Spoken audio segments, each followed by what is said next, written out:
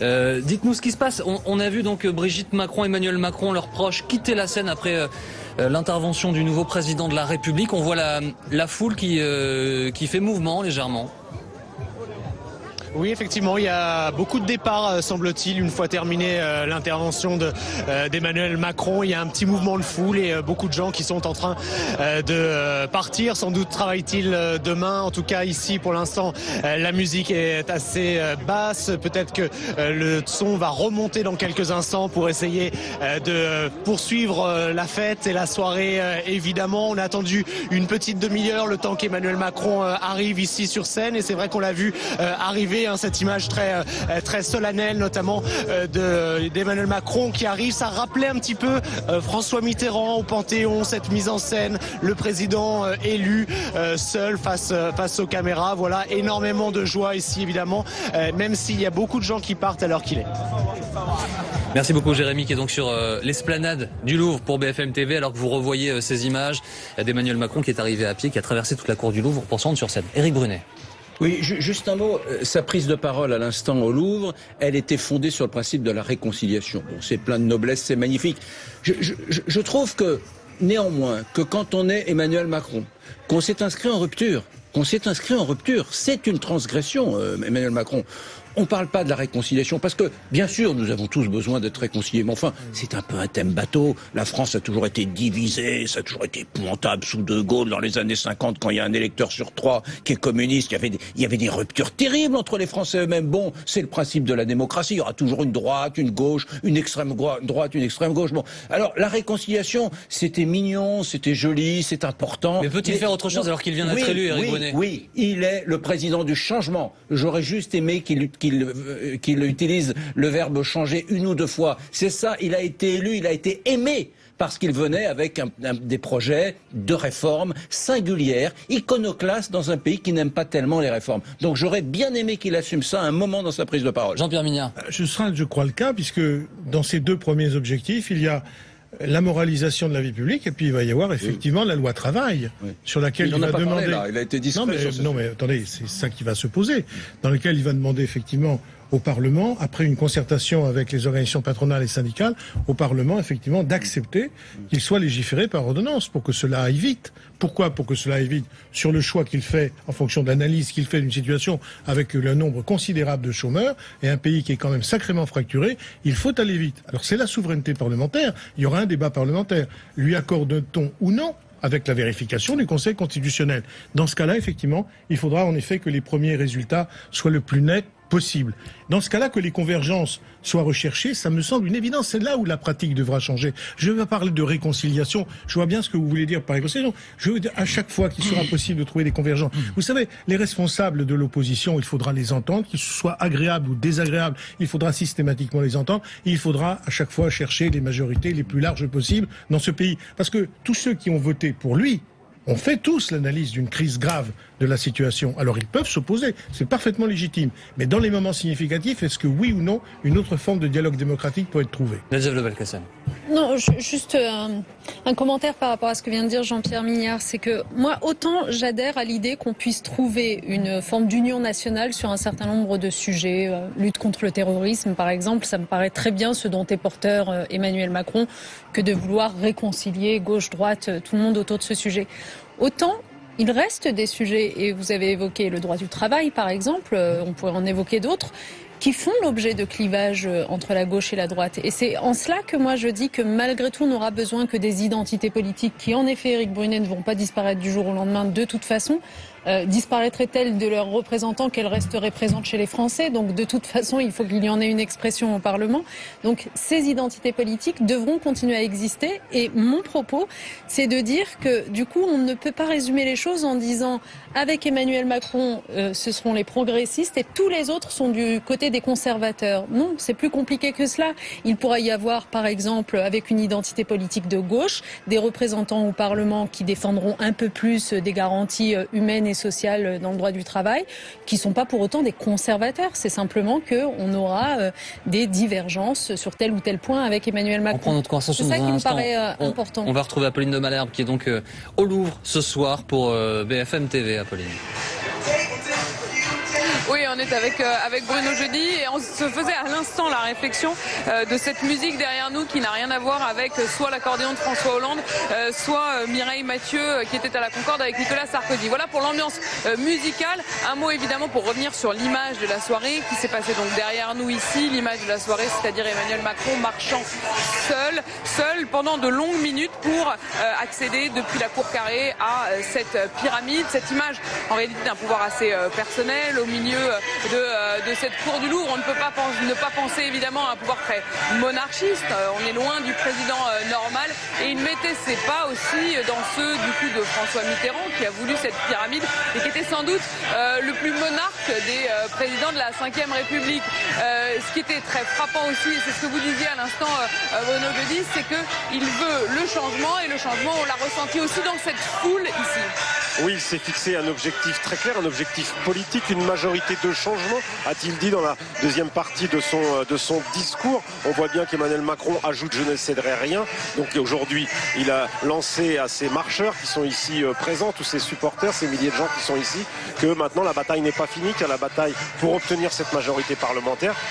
Emmanuel Macron attend maintenant d'avoir cette majorité. On le sent concentré. On sent qu'il a beaucoup réfléchi justement à ses premiers pas de président. Tout est réfléchi, tout est calculé, y compris ne pas faire d'erreur jusqu'à ces élections législatives. C'est d'ailleurs ce que vous disiez et c'est très frappant parce que pour revenir à l'ambiance qui règne ici, même si on voit que les gens commencent à partir maintenant que le discours est terminé, c'est qu'il était quand même, il a voulu faire un sans faute, il a retenu les leçons de cette pré-victoire, cette victoire trop tôt qui avait été célébrée le soir du premier tour. Oui, c'est vrai, et même les gens qui sont ici, on a senti pendant le discours une fête assez tranquille, mesurée. Il y avait beaucoup de joie, mais en même temps, acceptant de ne pas siffler, avant son arrivée, les personnalités de gauche ou de droite qui défilent à la télévision. Donc c'est vrai qu'il y a quelque chose. Le seul qui a été sifflé, il faut le dire, tout au long de cette soirée, c'est Nicolas Dupont-Aignan à chaque fois qu'il apparaissait à l'écran. Nicolas Dupont-Aignan, et on sent le souci chez Emmanuel Macron de ne pas faire de faute et de commencer cette présidence sans de faux pas qui pourraient justement handicaper les élections législatives. Merci Bruno. Vous le voyez, les gens commencent à partir. Ils venaient vraiment pour écouter Emmanuel Macron. Et ça y est, les gens quittent petit à petit le Louvre. Apolline de Malherbe, Bruno Jeudi au Louvre. Tout comme Mathieu Coach d'ailleurs. Mathieu, quel est le programme, la suite de cette soirée pour le nouveau président de la République ? Alors la suite du programme pour le président élu, eh bien, c'est de retourner à son quartier général pour passer la soirée. Alors d'abord pour y travailler un peu, vous savez qu'il a des coups de téléphone à passer ou plutôt à recevoir d'autres dirigeants étrangers s'il souhaite l'appeler aujourd'hui. Il en passera également demain et puis aussi pour fêter cette victoire forcément avec ses proches, avec sa famille. Emmanuel Macron qui a d'ailleurs regardé les résultats tout à l'heure au quartier général avec son épouse évidemment, avec les enfants de Brigitte Macron, mais aussi avec les petits-enfants de Brigitte Macron. Une fête donc avec ses proches, avec ses équipes de campagne forcément, et tout ça entre quatre murs, loin des regards indiscrets. L'idée, eh bien, c'est de ne pas reproduire les erreurs, si l'on peut dire, du premier tour où Emmanuel Macron s'était rendu dans une brasserie parisienne, la Rotonde, une brasserie un peu luxueuse. L'image n'avait pas été celle qu'il souhaitait. Eh bien, aujourd'hui, il va fêter cette victoire, cette élection avec ses proches à son quartier général. Merci beaucoup Mathieu Coach au Louvre, également pour BFM TV. Évidemment, dès ce soir, on est dans Demain, on l'entend politiquement sur ce plateau depuis le début de cette soirée. Je tente la question quand même, Jean-Pierre Mignard, parce que beaucoup de Français se la posent. Qui sera le Premier ministre d'Emmanuel Macron ? Ça, je pense qu'il n'y a que lui qui peut répondre à cette question à l'heure où je vous parle. Vous n'avez aucune indication ? Non. Il n'y a pas de concertation, c'est une décision qu'il va prendre seul ? Mais oui, je pense qu'en fait, on est retourné, en effet, on est sous la Ve République. C'est pas mon voisin de droite qui me fera le reproche de dire cela. Et mais donc, c'est effectivement. Et d'ailleurs, son silence vaut d'une certaine manière acquiescement, en tout cas sur l'analyse. C'est effectivement lui qui décide. La seule chose qu'on puisse dire, c'est qu'effectivement, après nous avoir expliqué que tout allait changer, qu'on allait voir ce qu'on allait voir, on découvre quand même quelqu'un qui va évidemment appliquer les grandes règles de la Ve République. Ça vous rassure un peu ? Mais bien sûr que ça me rassure, mais donc qu'on vienne pas nous dire que la gauche et la droite ça n'existe plus, que les clivages c'est pas grave, qu'on va rassembler tout le monde et qu'on va s'aimer merveilleusement, parce qu'en vérité, les différences, elles existent, elles sont respectables, et qu'il s'agit pas simplement de dire on va écouter les opposants puis on va continuer de faire ce qu'on veut. La réalité des choses, c'est que des idées que nous défendons, eh bien, elles doivent être entendues et j'espère faire évoluer la politique de ce pays. Est-ce que les opposants que vous êtes, Jean-François Copé, vont continuer de s'opposer parce qu'ils sont des opposants? Ou est-ce que parfois vous vous dites, tiens, il y aura peut-être des terrains d'entente, on va regarder ça au cas par cas? Tout ça, ça va dépendre du comportement du nouveau président de la République. Je vais vous prendre un exemple. Moi, je milite pour qu'on gouverne par ordonnance, non pas tout le quinquennat, mais dans les 3 premiers mois, pour déverrouiller ce que des oppositions pas toujours très républicaines empêchent de faire. Bon. Donc de ce point de vue, je suis plutôt pour le gouvernement par ordonnance. La seule chose, c'est que je m'inquiète un peu parce qu'en dehors du Code du travail, et ça c'est très bien, qui va générer d'ailleurs chez une partie du PS et chez M. Mélenchon des hurlements, mais enfin, il y a aussi d'autres sujets qui nécessitent de donner lieu à des décisions rapides.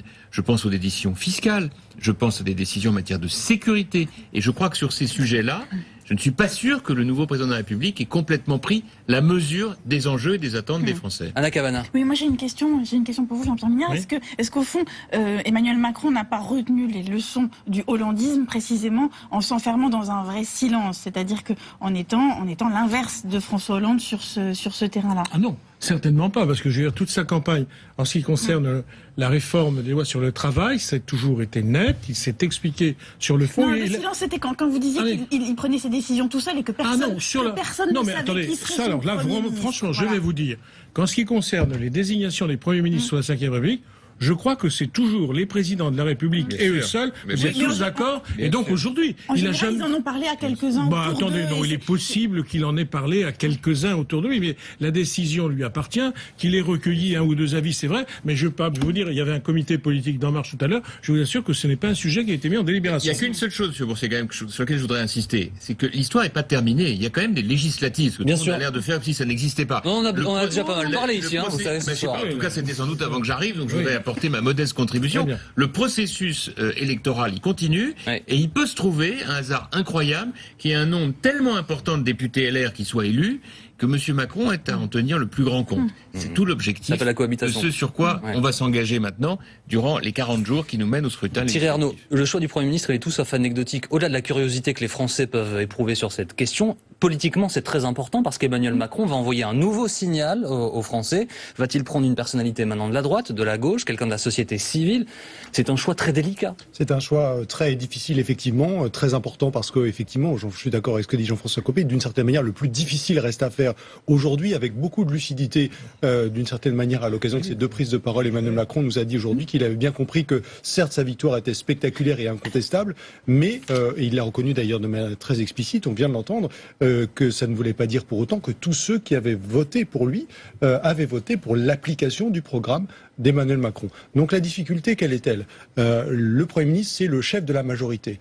C'est celui qui doit la faire fonctionner au quotidien.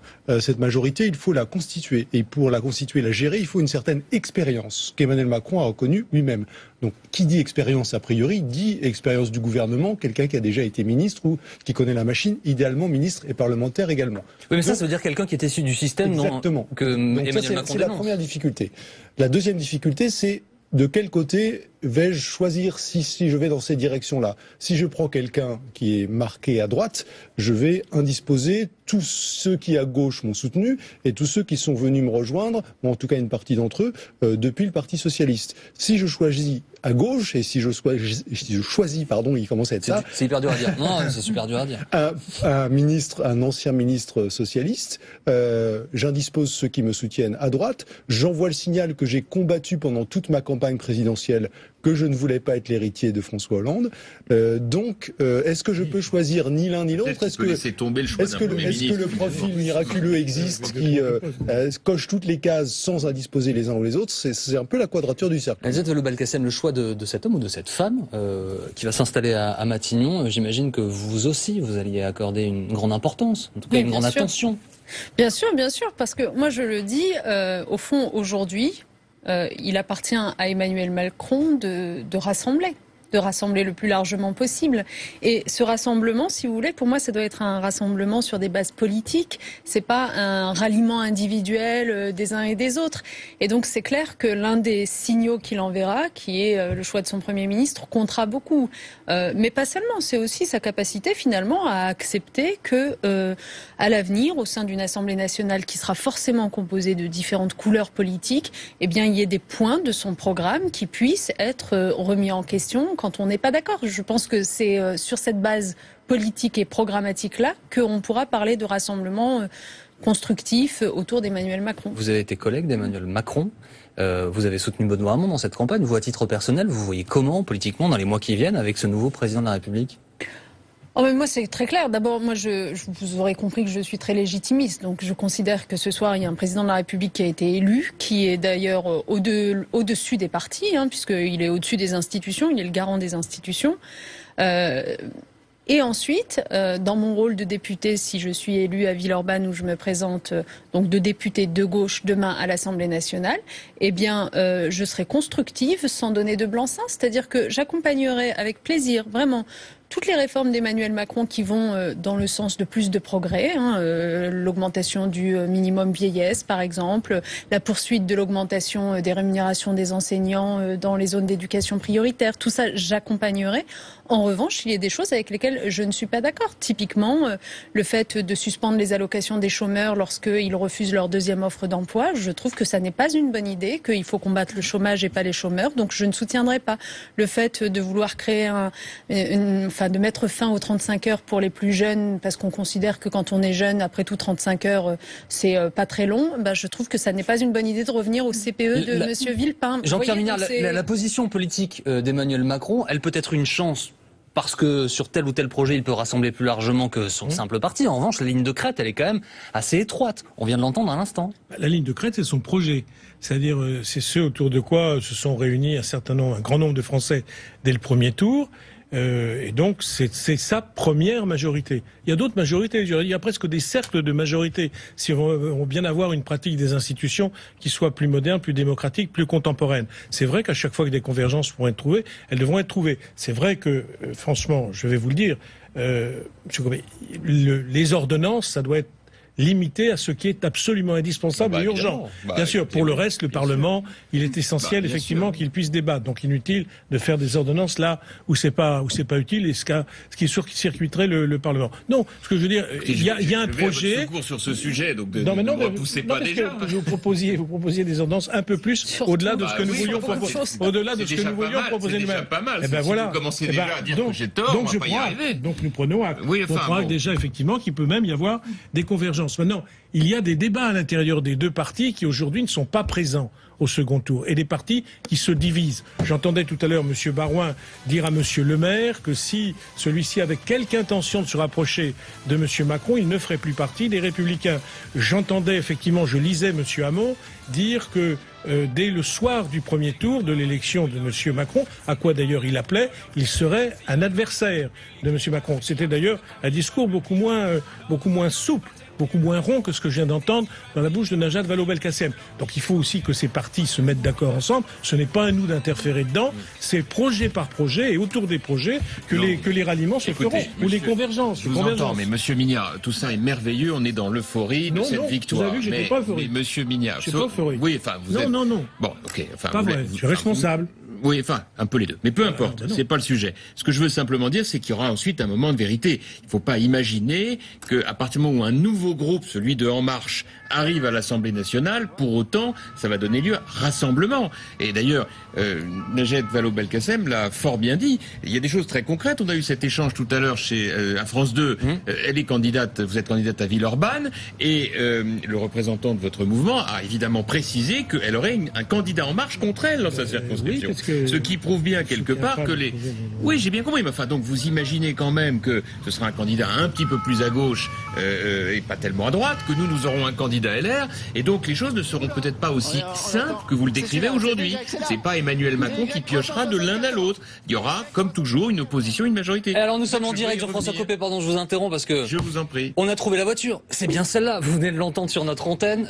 Emmanuel Macron qui a quitté le Louvre, qui est donc à nouveau en train de traverser la Seine. Thomas Mistraki, je vous entends. Est-ce que vous m'entendez aussi? Ça aurait été vraiment dommage de louper la voiture. Je vous entends, Jean-Baptiste, on est juste derrière la voiture du président élu Emmanuel Macron qui vient de quitter à l'instant le Louvre pour se diriger très vraisemblablement vers son QG de campagne où il devrait passer la deuxième partie de soirée. Hors de question, vous l'entendiez tout à l'heure, pour Emmanuel Macron de rééditer l'épisode Rotonde à la veille du premier tour. Il avait célébré sa victoire dans une brasserie parisienne. Eh bien, cette fois-ci, ce ne sera pas le cas de ce que l'on sait. En tout cas, de la nourriture, des boissons ont été commandées au QG de campagne. Emmanuel Macron doit y retrouver ses proches, une partie de sa famille bien sûr, pour y passer l'essentiel de cette soirée, peut-être aussi fêter, mais également commencer à travailler. Le convoi est donc de l'autre côté de la Seine par rapport au Louvre désormais, avec bien sûr un très très gros dispositif de sécurité, mais aussi toutes les motos des journalistes. J'ai pu en compter une cinquantaine tout à l'heure autour de ce convoi. Alors ça avance relativement lentement, pourrait-on dire, bien sûr, mais c'est très tendu. On est juste à côté, vous voyez les images de Stéphane Beaujard, de la voiture du président. On va essayer de se rapprocher peut-être pour qu'il nous dise quelques mots au micro de BFM TV, qu'il nous fasse part bien sûr de son sentiment. Ce soir, c'est son deuxième trajet en tant que président élu. Il a été, vous savez, vous l'avez vu en direct sur notre antenne, très sobre, que ce soit lors de sa première allocution télé, bien sûr, ou devant l'esplanade du Louvre, bien sûr, pour rassembler le plus les Français. C'est ce qu'il a dit. L'esplanade, d'ailleurs, ce n'était pas un choix anodin, puisque c'est en 1988 que François Mitterrand a fait construire cette pyramide au Louvre. C'est aussi en 1974 que Valéry Giscard d'Estaing a pris son élection à la présidence de la République. On est toujours juste derrière la voiture du président, à quelques mètres seulement, mais évidemment avec le trafic, la police et les autres motos de journalistes, c'est très difficile de s'approcher de cette voiture présidentielle. La police fait son travail, évidemment. Nous, on essaie de faire le nôtre, mais c'est relativement compliqué. Il y a un motard juste devant nous qui nous... On a perdu la liaison avec Thomas Misraki. On est en train d'envoyer ces images. C'est l'Assemblée nationale que vous voyez en face, la place de la Concorde. Ce trajet présidentiel qui est voilà, il faut soit vous tournez votre téléviseur, soit vous vous penchez légèrement pour voir l'image. Thomas Misraki, tel journaliste du Tour de France qui nous fait suivre ce cortège présidentiel. Vous apercevez la roue de la Concorde qui est à droite. On est en train de longer la Seine pour arriver là pour le coup face à l'Assemblée nationale dans une, allez, on va dire 200-300 mètres, Thomas Misraki, je pense. Exactement, on arrive bien sûr au niveau de l'Assemblée nationale. Vous l'avez dit, ce sera sur la gauche et dans 300 ou 400 mètres, cette Assemblée nationale qui a été évidemment indirectement mentionnée ce soir lors du discours de l'esplanade du Louvre. Emmanuel Macron qui a appelé ses partisans à faire bloc autour de lui. Il aura encore et encore besoin d'eux, a-t-il dit tout à l'heure à ses partisans. Et bien sûr, il faisait référence aux élections législatives qui se dessinent en France. Ce sera le 11 et le 18 juin prochain. Mais là, pour l'instant, le président élu n'en est pas là. Ce soir, il essaie tant bien que mal avec la police, avec les journalistes, de regagner son QG de campagne. Et nous, on essaie tant bien que mal d'essayer de s'approcher de cette voiture. Elle n'était qu'à quelques mètres de nous pour bien sûr essayer de le faire réagir. Ces images sont très importantes ce soir. On se souvient des images des convois après les élections. Ça a été le cas notamment, je pense, à Jacques Chirac en 1995 avec Benoît Duquesne qui avait réussi à obtenir quelques mots du nouveau président. On essaie de faire pareil ce soir, mais force est de constater qu'il y a un tout petit peu plus de monde autour de la voiture présidentielle et que les services de sécurité, parce que l'époque a changé aussi, sont extrêmement vigilants et font leur travail assez, on va dire, de manière assez tendue. Donc on fait attention aussi de ne pas avoir d'accident. Mais voilà, on est toujours derrière Emmanuel Macron. On arrive vers l'esplanade du Champ de Mars, là, dans quelques instants. On va tourner à gauche si on y arrive, voilà, pour essayer donc de rester au niveau de la voiture présidentielle qui se dirige toujours, comme je vous le disais tout à l'heure, vers le QG de campagne où Emmanuel Macron devrait passer la deuxième partie de sa soirée. C'est là, vers 20h ou à 20h plutôt, qu'il a appris son élection. C'est de là aussi qu'il a fait ça. On va retrouver dans quelques instants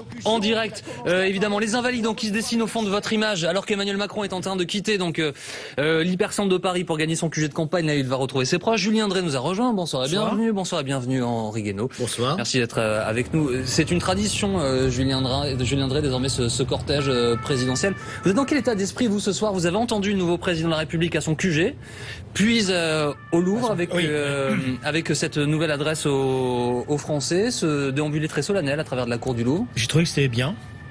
C'était bien. C'était des images qui vont faire le tour du monde, à n'en pas douter. C'était pas forcément ce qu'ils avaient choisi au départ, parce qu'ils voulaient aller plutôt aux Invalides, mais là, ça tombait très bien. C'était, comme il l'a dit, une belle association.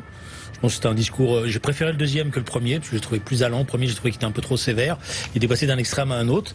Maintenant, c'est une nouvelle page politique qui commence, et il faut maintenant être attentif à ce qui va se passer, mais en souhaitant bonne chance et en essayant de travailler à ce qu'il puisse réussir. Julien Drey nous donne son sentiment. Henri Guénaud, vous en avez écrit plusieurs, des discours importants. Vous l'avez trouvé comment ce soir, le nouveau président de la République?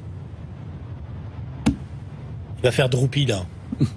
Non, moi je n'aurais ni écrit de cette façon, tout ça n'a aucune importance. Voilà, c'est une question, c'est une question sans intérêt. Je pense que c'est une question qui a de l'intérêt de savoir comment le président de la République nouvellement élu s'exprime face aux Français. Je pense que c'est une question importante. Ce qui est sans intérêt, c'est de savoir ce que j'aurais fait moi à sa place. Voilà. Non, c'est pas ce que vous auriez fait. Je vous demandais ce que vous pensiez. Mais bon, vous n'êtes pas obligé de répondre à cette question. Je vais essayer de poser d'autres questions avec plus d'intérêt à David Racheline, qui est avec nous en direct sur BFM TV. Bonsoir, merci d'être avec nous. Comment réagissez-vous ce soir, David Racheline, à la défaite de Marine Le Pen? Êtes-vous déçu de son score? Non, pas du tout, parce que Marine a franchi un nouveau palier, un palier assez extraordinaire, il faut bien le dire, puisqu'elle rassemble sur son nom et sur son courant de pensée plus de 11 millions de voix, ce qui est absolument considérable et ce qui n'a jamais été atteint par notre courant de pensée. Alors elle a posé là les bases d'un vaste rassemblement, un rassemblement qui va permettre d'arriver aux législatives avec un mouvement puissant, un mouvement que nous allons d'ailleurs progressivement rénover, moderniser pour qu'il soit encore plus rassembleur.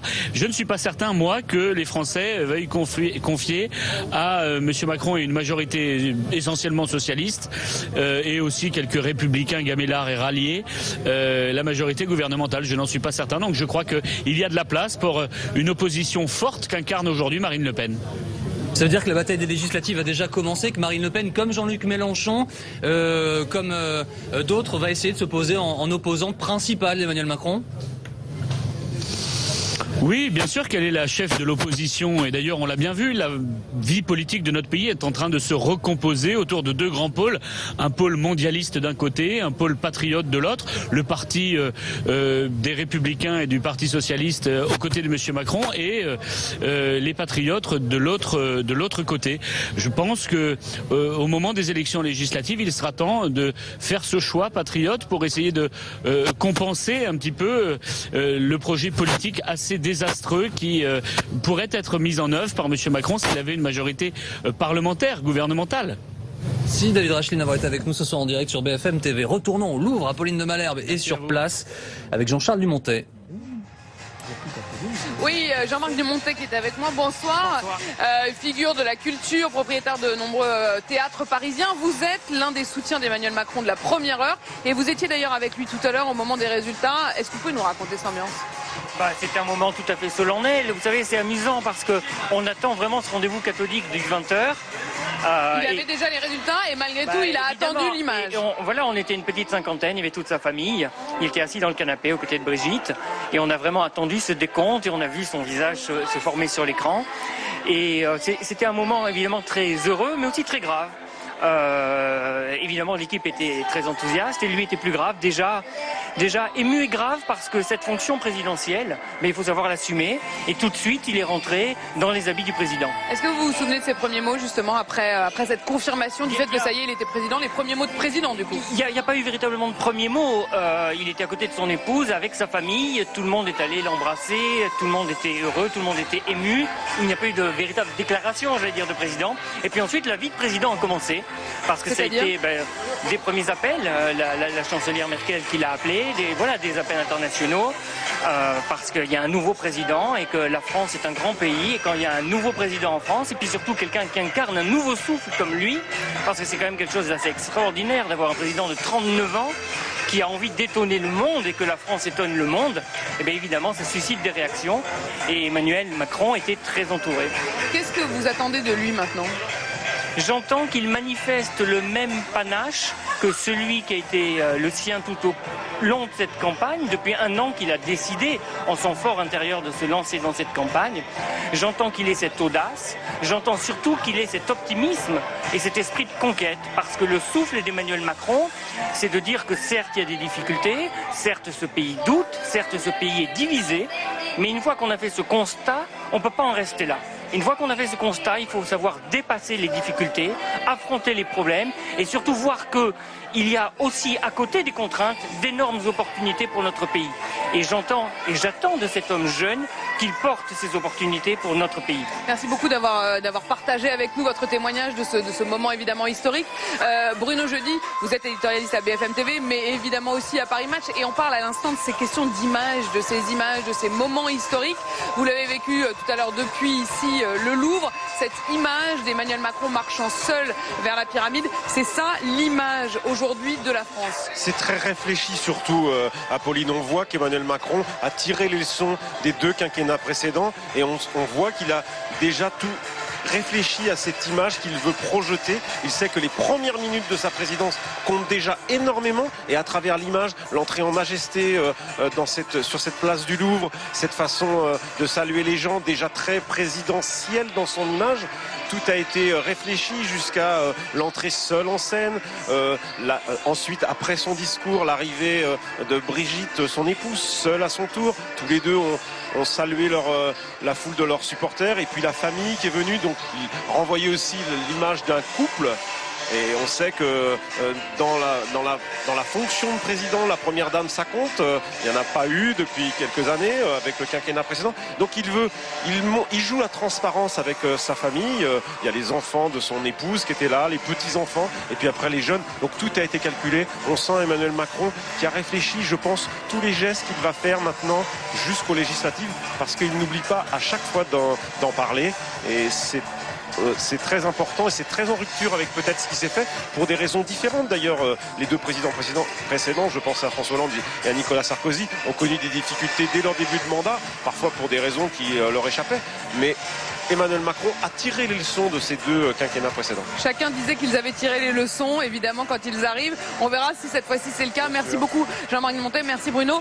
Et vous le voyez derrière moi, Jean-Baptiste, la foule commence à partir. En fait, c'était même assez frappant, cette foule qui est venue vraiment en masse au cœur de la cour du Louvre, qui était venue véritablement pour écouter Macron, par Macron, pour Macron et uniquement pour lui en quelque sorte, puisque dès que son discours s'est terminé, eh bien les gens ont commencé à partir, comme s'il n'était pas là pour fêter la victoire, mais pour fêter véritablement un homme. Mais t'as profité de l'ambulance. Apolline de Malherbe depuis le Louvre pour BFM TV. Nous sommes en direct avec Julien Drey, Thierry Arnaud, Henri Guénaud, Juliette Madel qui nous rejoint. Bonsoir et bienvenue. Bonsoir Ruth.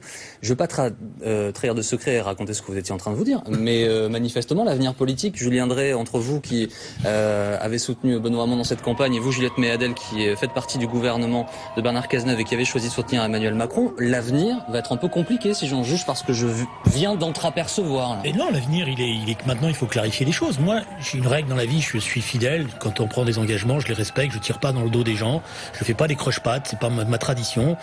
J'étais pas d'accord, mais je suis discipliné. Voilà. Maintenant, une nouvelle page politique commence. La question qui est posée, elle est très simple. Et vous l'avez entendu déjà ce soir dans un certain nombre de débats. Quelle est la place que va prendre le Parti socialiste dans la situation nouvelle? Est-ce qu'il va commencer à refaire des synthèses comme nous avons fait déjà depuis un certain temps, qui conduisent à ce qu'on a vécu, c'est-à-dire des non-choix, des choses ambiguës, ou est-ce qu'il va jouer pleinement, et c'est en tous les cas le souhait que j'exprime ce soir, et la bataille politique qui commence, est-ce qu'il va être pleinement dans cette majorité pour la réussite du quinquennat d'Emmanuel Macron? Moi, je le dis, je suis pour qu'il réussisse. Je suis pas simplement déjà en me disant je prépare la présidentielle de 2022 et je vois à peu près qui va se situer là-dedans. Voilà. Emmanuel Macron qui est donc arrivé à son QG, vous voyez ces images en direct. Juliette Madel. Moi, j'ai dit avant le premier tour que je soutenais Emmanuel Macron. Et aujourd'hui, je considère qu'on doit l'aider. On est socialiste, on est de gauche. Moi, je suis une femme de gauche. Je ne renie pas mes engagements, mais je veux qu'il réussisse parce que je veux que la France réussisse. Et je ne veux pas qu'on se retrouve en 2022 à avoir une Marine Le Pen qui continue à progresser parce que ce soir, elle a quand même fait 11 millions de voix. Donc il faudra l'aider à réussir, il faudra non seulement que nous soyons disponibles, mais que nous soyons aussi volontaires, constructifs, et on peut parfaitement le faire dans le cadre d'une majorité présidentielle, et c'est ce soir le message que je voulais donner. Image toujours en direct donc que vous avez aperçu d'Emmanuel Macron qui regagne son QG après avoir prononcé ce discours place du Louvre où ses soutiens restent certains pour faire la fête, d'autres commencent à se disperser. Vous voyez ces images BFM TV d'habitants du quartier qui mettent des drapeaux français aux fenêtres. Emmanuel Macron qui a serré quelques mains devant son QG avant de rentrer. Il dîne, Thierry, je crois, ce soir à l'intérieur avec ses proches. Oui, mais vous aurez remarqué qu'il n'y a pas de caméra qui puisse pointer à travers les fenêtres, qu'on n'est pas dans un lieu public, et c'est d'une certaine manière l'anti-rotonde qui est en train de se donner à voir ce soir, 2 semaines après cette soirée du premier tour qui n'avait pas été bien gérée par Emmanuel Macron, et de la même manière qu'il avait pu donner l'impression à l'occasion de son discours après son arrivée à la première place à l'issue de ce premier tour, d'être d'une certaine forme de légèreté, en tout cas de considérer peut-être que la victoire était déjà acquise et pouvait être célébrée. On a vu à l'inverse beaucoup de gravité, beaucoup de sobriété, peut-être même certains ont trouvé en tout cas un peu trop à l'occasion de sa première prise de parole qui avait l'air peut-être un peu lugubre compte tenu des circonstances, mais en tout cas, ce qui est intéressant, c'est que c'est l'expression, à mon sens aussi, d'une certaine forme de lucidité. C'est-à-dire que d'une part, il a compris, enregistré et tenu compte des erreurs commises il y a 15 jours, et d'autre part, il prend acte également des conditions dans lesquelles il est élu, qui sont paradoxales, avec d'un côté une victoire spectaculaire, un score spectaculaire, le plus gros écart entre 2 candidats sous la Ve République, à l'exception naturellement de 2002 et de loin, plus de 20 millions de voix, là où François Hollande est élu avec 18 et Nicolas Sarkozy avec 19, mais il sait bien que une portion importante de ces voix est allé sur son nom pour faire barrage au Front National. Il le dit, il le reconnaît et il en tient compte en faisant preuve d'une grande sobriété dans la manière dont il célèbre cette victoire. On a les Républicains autour de 20%, le Front National de la même manière, la France Insoumise également. Henri Guénaud, est-ce qu'Emmanuel Macron pourra, selon vous, réussir cette synthèse politique avec 3 camps, là, très forts, qui se disputent aujourd'hui le titre d'opposition chef? D'abord, il ne peut pas imaginer faire une synthèse entre toutes les familles politiques françaises. Regarde, ce soir-là, on a le sentiment qu'il s'agit d'une grande vague populaire qui a porté avec enthousiasme Emmanuel Macron au pouvoir, lui et son projet. Pas du tout ça. Ce second tour a été un référendum pour ou contre Madame Le Pen. Et je ne parle pas de la campagne du premier tour qui a été perturbée par tellement de choses, à commencer d'ailleurs par le mécanisme des primaires. Donc tout ça fait qu'on se retrouve en réalité ce soir avec un président élu à 65%, et avec une bonne partie de ceux qui l'ont élu qui rejettent son projet et qui rejettent même ce qu'il incarne. Donc la situation pour lui va être extrêmement compliquée. Mais elle est aussi compliquée pour les 2 grandes familles politiques qui se sont jusqu'à présent partagées le pouvoir, que ce soit le Parti Socialiste, on vient d'en parler. J'attends d'ailleurs avec intérêt de voir comment les hommes et les femmes de gauche soutiennent le projet de modifier par ordonnance le Code du travail pendant l'été. Bon, mais pareil pour les le problème se pose de la même façon pour les Républicains, entre ceux qui vont être attirés par cette espèce de nouvelle 3e force centro-libérale d'un côté, et ceux qui pensent que la question nationale est la question la plus fondamentale de la politique aujourd'hui. Nous payons aujourd'hui, et pas seulement la droite d'ailleurs, toute la politique française, la disparition d'un grand mouvement gaulliste populaire sur la scène politique.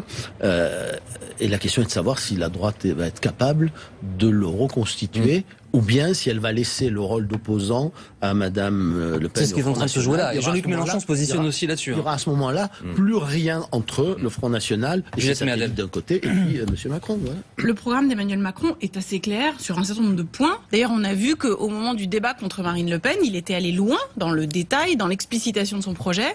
C'est d'ailleurs ça qui lui a permis de creuser l'écart avec elle et de gagner. Et sur les ordonnances, à ma foi, il vient d'avoir le soutien de 65% des Français pour dire nous voulons aller au bout. C'est ce qu'il dit lui, il veut aller au bout de sa réforme du droit social et du code du travail. Et les Français viennent de lui donner ce blanc-seing. Donc il sera difficile, si je vous entends, de considérer qu'il n'a pas la majorité qu'il lui faut pour réformer le pays tel qu'il l'a présenté aux Français. Je trouve que donc sur le plan démocratique, votre argument tombe à côté. Mais non, mais vous savez bien que la démocratie, c'est pas seulement l'arithmétique électorale quand on se retrouve dans des situations comme celle d'aujourd'hui. 65%, on peut dire aussi qu'il était en tête au premier tour et que vraisemblablement, c'est que les Français le soutiennent sur son projet. Moi, je crois qu'il faut faire attention de ne pas tomber dans le nombrilisme français et commencer tout de suite par le côté négatif. La France vient de vivre une aventure qui est quand même extraordinaire. Excusez-moi, mais demain matin, quand vous allez regarder tout ce qui va être écrit par la presse internationale sur la France, vous serez fiers d'être français. Parce que le monde entier va nous regarder en disant vous avez un président jeune, 39 ans, alors je suis pas pour la juvénilité, mais quand même, qui est parti de rien. Moi, je peux témoigner, parce que j'ai entendu, j'ai lu, il est parti de rien. C'est une aventure politique, il a commencé quasiment tout seul, avec quelques conseillers très jeunes. Et je me rappelle, moi, des discussions que j'avais eues avec eux, moi-même. Parce que là, j'étais un peu le vieux grigou, en disant, mais on peut pas y arriver comme ça. Il n'y a pas de machine politique, comment vous allez faire?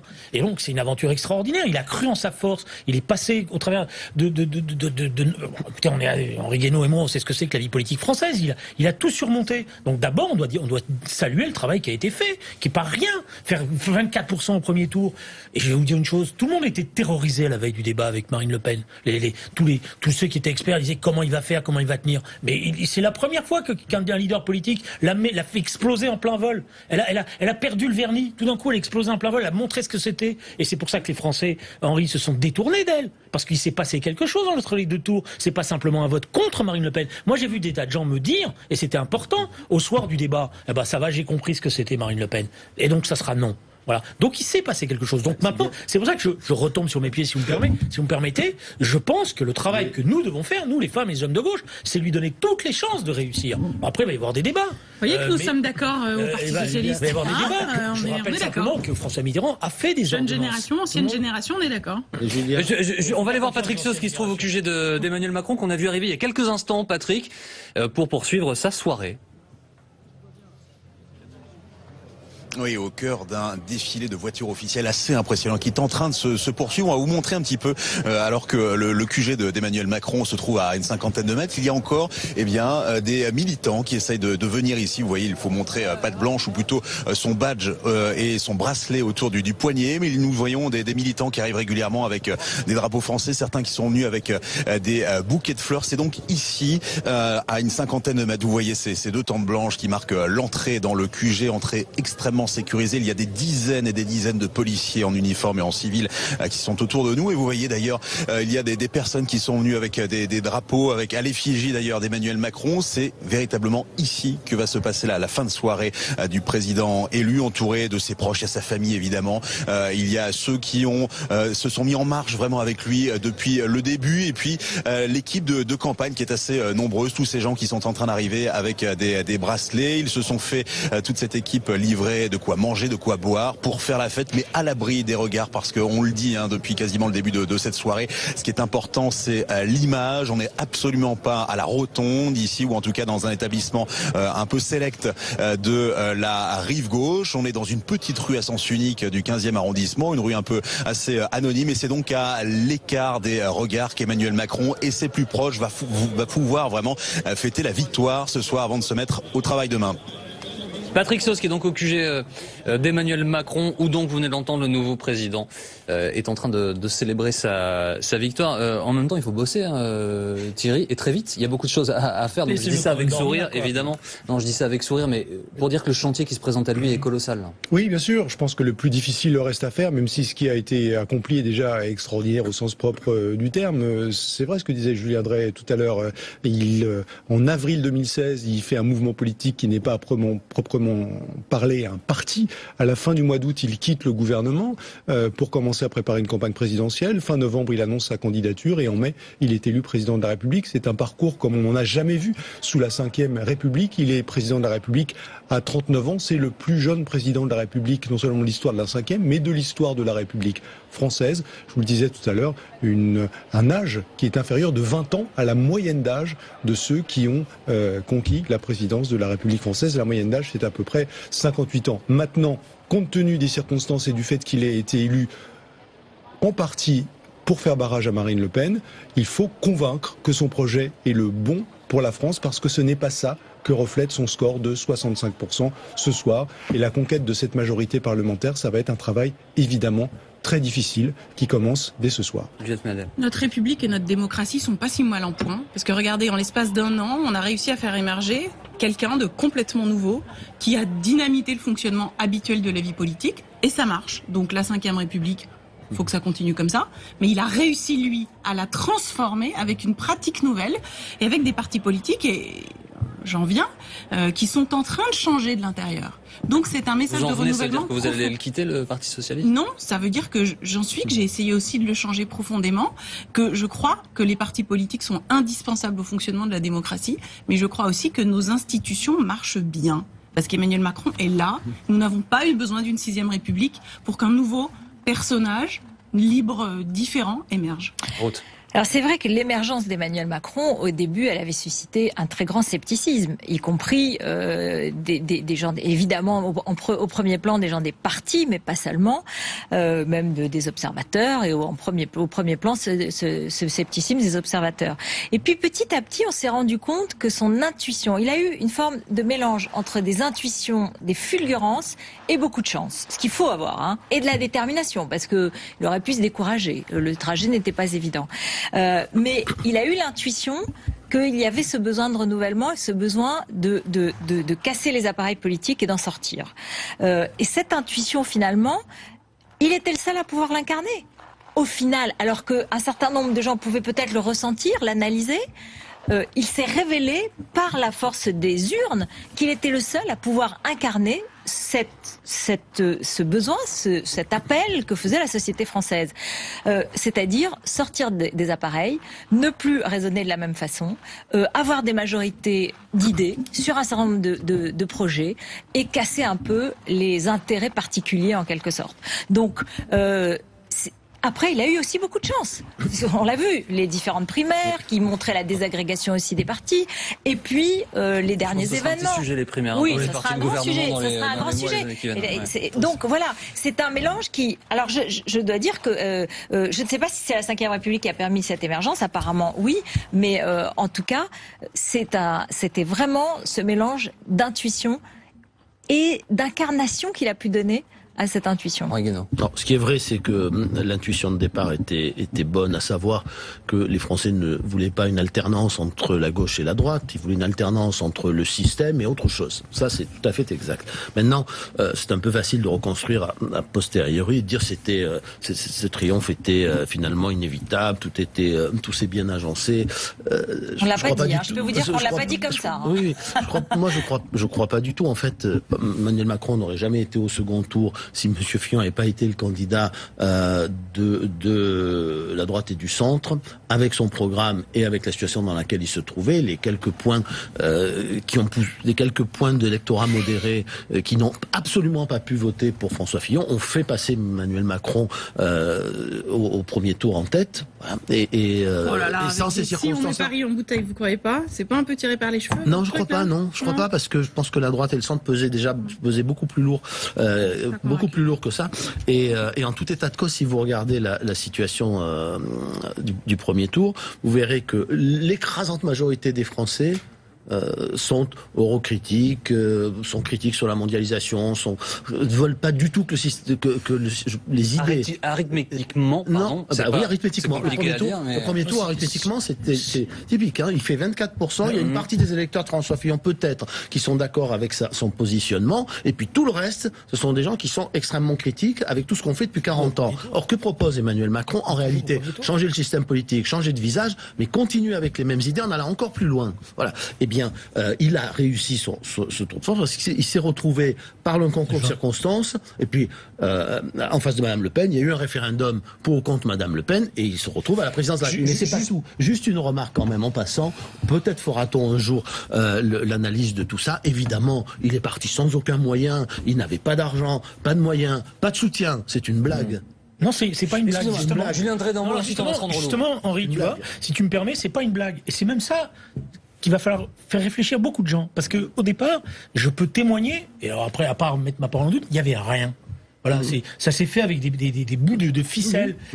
Il y a 3 membres de son cabinet qui sont partis, qui gagnaient 2500 € par mois, point à la ligne, et il leur a dit maintenant on construit un mouvement. Voilà, il n'y a pas eu de banques qui se sont mis derrière. Ne reprends pas à ton compte ce genre d'arguments ou de lobbies qui se sont mis en mouvement, etc. Et tout. Après, il a fait ses dîners à l'américaine, il a récolté de l'argent, il a mangé beaucoup, il a à partir de là fait effectivement ce qu'il doit faire un candidat. Mais moi, je voudrais juste revenir sur une chose. Ce soir, il y a quand même, parce que quand Henri Guénaud nous dit mais non, c'est un rejet, etc., il y a quand même quelque chose qui s'est passé dans cette campagne. Et dans le deuxième tour, on n'a jamais vu une campagne où autant de drapeaux européens. C'est la première fois. Et d'un certain point de vue, les 65%, c'est quand même 65% pour l'Europe. Mais oui, c'est ça qui s'est passé. On va se rendre au Louvre. Une Europe qu'il faut changer, qu'il faut bousculer, mais quand même, c'est un discours pro-européen. On va se rendre au Louvre, où Apolline de Malherbe nous attend pour BFM TV, Apolline. Oui, mais justement, à la sortie de l'Europe. Et les Français ont dit parce non. que le choix, c'est pas entre la sortie de l'Europe. Apolline de Malherbe. Mais quand même. Non. Mais si. Non, c'est pas digne de toi comme analyse. Si. Non, pas si, c'est digne de moi, défendre l'Europe. Non, l'analyse. Messieurs, s'il vous plaît, oui, Apolline, vous écoutez avec attention, comme les téléspectateurs écoutent votre ping-pong. Oui, non, oui. C'est intéressant de temps en temps. Merci beaucoup. Le dernier mot. C'est ça. Du coup, je le prends le dernier mot. Allez hop, Apolline, c'est à vous.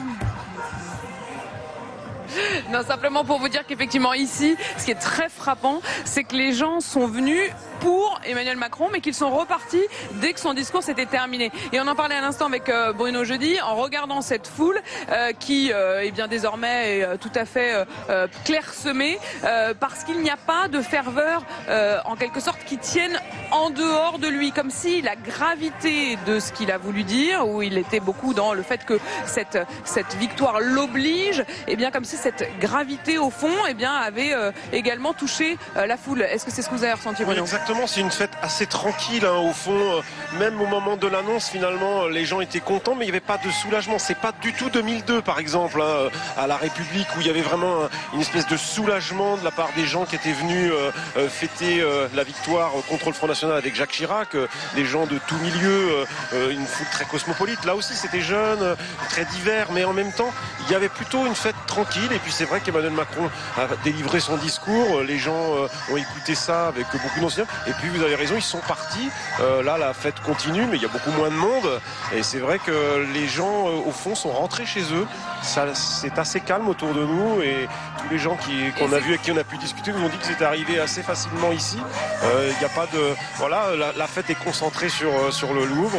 Et les gens, manifestement, sont contents, sont rentrés chez eux. Et c'est presque fini. Et les rues de Paris, il n'y a pas eu visiblement ni de klaxons, ni de foule enthousiaste. Non, finalement des rues relativement silencieuses.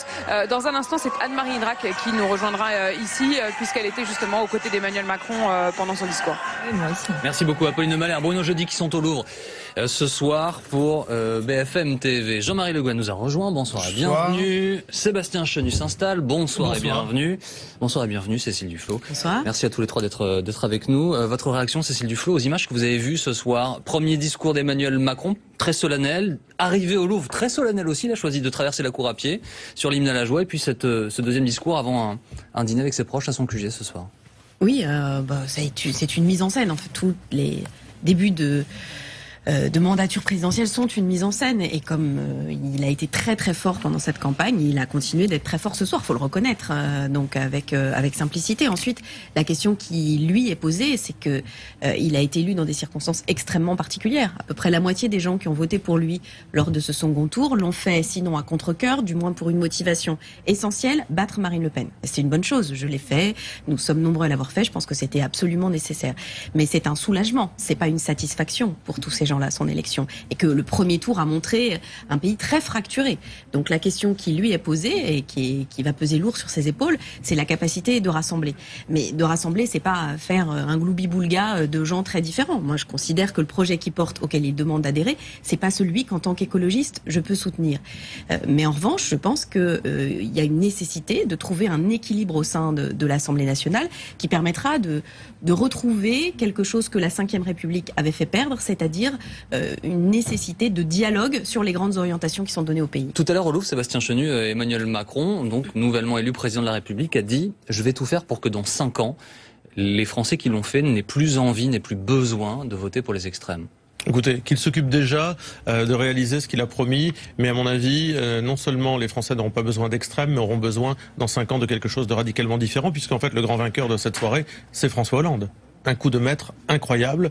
François Hollande installe son héritier, il était détesté des Français, il installe son héritier, c'est un coup de maître remarquable, et bien entendu, nous nous situons dans une opposition réelle, franche au projet d'Emmanuel Macron, parce que nous pensons que ce projet va faire souffrir les Français, qu'il ne correspond pas d'ailleurs aux attentes. Emmanuel Macron n'est pas aujourd'hui plébiscité. Si nous enlevons les votes blancs, l'abstention, le nombre de personnes qui ont voté pour lui alors qu'il n'adhère pas à son projet, eh bien on s'aperçoit que c'est un président un peu ric-rac qui aujourd'hui va devoir s'attaquer au grand chantier. Est-ce que vous êtes déçu du niveau du score de Marine Le Pen ce soir, Sébastien Écoutez, je crois que beaucoup auraient souhaité avoir notre place, auraient donné cher pour avoir notre place. C'est un score historique. 35%, plus 14% par rapport au premier tour, 11 millions de Français qui ne sont ni des extrémistes, ni des désespérés, qui sont des gens qui veulent autre chose, une autre politique et qui ne croient pas dans les chimères européistes d'Emmanuel Macron. Alors nous allons incarner cette opposition avec exigence, parce que nous sommes là aussi pour proposer autre chose. Nous serons une opposition, mais nous serons aussi une force de proposition dans les années à venir. Jean-Marie Le Guen. Écoutez, d'abord, moi je me félicite de cette élection qui a été brillante. Deuxièmement, je crois que l'heure pour notre pays, parce que je pense qu'il faut déjà penser au pays et puis aux Français, l'heure n'est pas petite manœuvre ou grincheux. Je pense que l'heure... moi, ce qui m'a frappé ce soir, au-delà des incarnations d'Emmanuel Macron, à la fois de sa gravité, de sa force, c'est aussi un moment particulier, un appel au rassemblement. Un rassemblement qui n'est pas... me semble-t-il, qui est avec du respect des autres. D'ailleurs, il a cité non seulement ses concurrents, ses adversaires, il a parlé aux différents Français. Je pense qu'il y a un vrai souci, et maintenant il faudra qu'il le pousse plus loin, un vrai souci de rassemblement des Français. Je pense qu'il a mesuré, comme nous tous d'ailleurs, les fractures qui existent dans notre pays, et c'est déjà très beau qu'il ait fait le score qu'il a fait au premier tour, et qu'il était ensuite au deuxième tour capable de rassembler autant de Français sur son nom, même si, il l'en a d'ailleurs noté, ils ne lui ont pas tous donné un chèque en blanc, évidemment. Donc, sachons maintenant nous rassembler, créons une dynamique positive, parce que au-delà de tout ça, il a imposé face à une dimension du débat français qui était sans arrêt dans le dénigrement, dans la critique, dans le pessimisme. Il a imposé un optimisme et une certaine forme de volonté de retrouver de la confiance qui est, à mon avis, tout à fait essentielle. Et donc, il faut participer à cela. Vous avez utilisé le mot débat à un sens plus strict. Est-ce que Marine Le Pen elle a perdu beaucoup de points, selon vous, sur ce débat-là entre... Non, je crois surtout qu'elle est victime du pilonnage en règle qui a eu lieu depuis plusieurs mois et depuis en réalité même plusieurs années de ce système médiatico-politique qui souhaitait l'avoir perdre. Mais j'entends celui dans ce que lequel dit, vous vous situez au moment où on parle. Pour que les choses soient claires, Sébastien Chenu, c'est celui-là. Non, mais celui dans lequel oui, vous vous situez maintenant. Votre travail aussi, aux uns et aux autres ici, de déstabilisation permanente ou de déconstruction. Personne n'est jamais mais peu importe, il faut savoir terminer une campagne. J'entends en revanche ce que dit le ministre Le Guen, qui fait une offre de service à Emmanuel Macron, je l'entends, mais vous savez, vous n'en vouliez plus aucun, vous les aurez tous. C'est un peu aussi ce qu'on peut tirer comme conclusion de cette élection. On va voir aujourd'hui tous ces gens qui étaient à la manœuvre et qui ont tant déçu les Français. Je vais terminer, si vous me le permettez, monsieur le ministre. Tous ces gens qui ont déçu les Français, qui les ont trahis, qui les ont trompés, eh bien on va voir tous ces gens essayer de se raccrocher à la bouée Macron, parce que Macron, c'est l'assurance vie de ce système. Alors ils vont tous les uns après les autres lui faire des offres de service, et puis lui va trier, va choisir, va dire celui-ci peut-être, celui-ci sera estampillé. Mais je crois que ça ne fait pas un projet, ça ne fait pas une offre politique cohérente. On peut combattre notre offre politique, c'est normal, c'est le jeu de la démocratie. Elle a le mérite d'être cohérente, et demain, eh bien cette offre politique incarnera l'opposition dont nous avons besoin. Je pense que M. Chenu se trompe complètement. D'abord parce qu'il y a un certain nombre de gens qui ne vont pas faire d'offres politiques à Emmanuel Macron, j'en fais partie. Je pense que nous sommes nombreux à vouloir d'une gauche sociale, écologiste, cohérente avec ses valeurs. Mais donc je vous explique que vous n'avez pas le monopole de l'opposition, le cas échéant, s'il faut s'opposer à des mesures de M. Macron. Et surtout, là où vous êtes trompé, je crois, et lourdement, c'est qu'en fait, Marine Le Pen a été vraiment elle-même. Elle a été vraiment la porte-parole de l'extrême droite pendant ce débat, aux yeux de tout le monde. Madame, un peu d'humilité, vous n'avez même pas été retenu par les vôtres pour participer à la course présidentielle. Bien sûr. Un peu d'humilité, s'il vous plaît. Quand on n'arrive même pas à être retenu par les siens pour porter ses propres couleurs, on évite de donner des leçons sur ce qu'ils ont fait de bien ou de moins bien. Je donne pas de leçons. Moi, je trouve que c'est une très bonne nouvelle qu'on ait vu ce qu'était le visage de l'extrême droite, ce qu'était la haine, l'aigreur et l'absence de projet. C'est un peu daté. Mais non, mais tout le monde l'a vu. Tout le monde l'a vu mercredi soir. Hein, d'ailleurs, je peux vous dire. Vous en êtes une autre démonstration.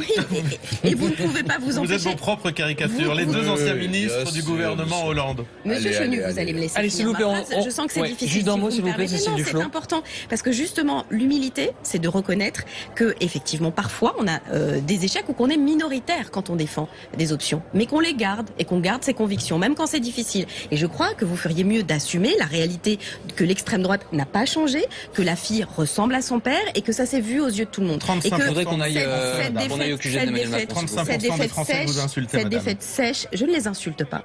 Je ne les insulte pas. Je dis que je regrette qu'une grande partie des habitants de mon pays aient voté pour cette candidate. C'est pour ça que ma détermination pour faire gagner Emmanuel Macron, même si je ne partage pas son projet, était très grande. Et je pense néanmoins qu'il faut avoir... Quand vous rassemblerez 35% des Français, madame, on en reparlera. C'est la 10e fois que vous me coupez la parole. On en reparlera. La 10e fois. Quand vous rassemblerez 35% des Français, madame, on en reparlera. Et n'insultez pas les électeurs de Marine Le Pen, madame. La 10e fois que vous me coupez la parole. Donc non, parce que vous pouvez pas laisser me couper la parole sans l'interrompre. Je vous demande, s'il vous plaît, de terminer votre phrase. Merci. Donc vous lui demandez de pas m'interrompre. Je termine. Mais c'est la 2e fois que je viens chez vous. C'est la 2e fois que ça se passe. Ça tombe bien. Il y aura pas de 3e tour. On se redonnera rendez-vous aux législatives. Mais je termine donc en disant qu'une fois qu'on a vu à quoi ressemblait l'extrême droite, il est impératif de faire émerger un vrai projet qui répond à des situations qui sont des situations difficiles, les jeunes qui sont au chômage, une partie des territoires de notre pays qui se sentent délaissés, et que si Emmanuel Macron apporte des réponses qui vont dans le bon sens, il faudra les soutenir, mais je suis absolument convaincue que le cœur du projet qu'il défend risque de nous affaiblir sur un certain nombre de ces critères. Nous allons au QG d'Emmanuel Macron retrouver Antoine Hollard qui est sur place pour BFM TV. Antoine, on voit des gens qui arrivent donc pour dîner avec le président nouvellement élu. Absolument, plusieurs dizaines de personnes qui convergent vers le QG. Alors il y a des badauds, des curieux qui sont attirés par l'effervescence qui règne ici. Il y a aussi surtout des soutiens, des bénévoles qui ont participé à la campagne d'Emmanuel Macron et qui, vous le voyez derrière moi, sont en train d'attendre avant de pénétrer dans le QG. Il y a un gros dispositif de sécurité ici. La rue est fermée à la circulation et aux piétons. Ne peuvent entrer que les personnes qui sont accréditées, qui ont été invitées à cette soirée. Et avant même de pénétrer dans le QG, il y a un contrôle de sécurité. Les sacs sont fouillés notamment avant de pouvoir passer. Des bénévoles donc essentiellement qui sont conviés ici. C'était la volonté des équipes d'En Marche de en quelque sorte célébrer cette victoire avec tous ceux qui ont participé à la campagne d'Emmanuel Macron dès le début, les récompenser en quelque sorte pour les efforts qu'ils ont fournis au cours des derniers mois. Des anonymes donc, mais aussi des têtes connues. On a vu passer notamment tout à l'heure Gérard Collomb, le sénateur maire de Lyon, lui aussi l'un des tout premiers soutiens d'Emmanuel Macron.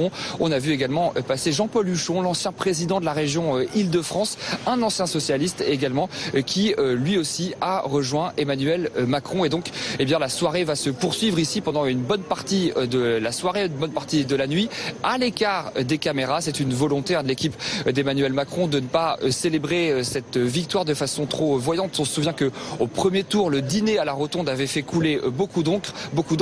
Pas question donc de répéter cette erreur cette fois-ci. La fête se tiendra à huis clos avec uniquement les proches, les soutiens et tous les bénévoles de En Marche qui ont participé à la campagne Emmanuel Macron.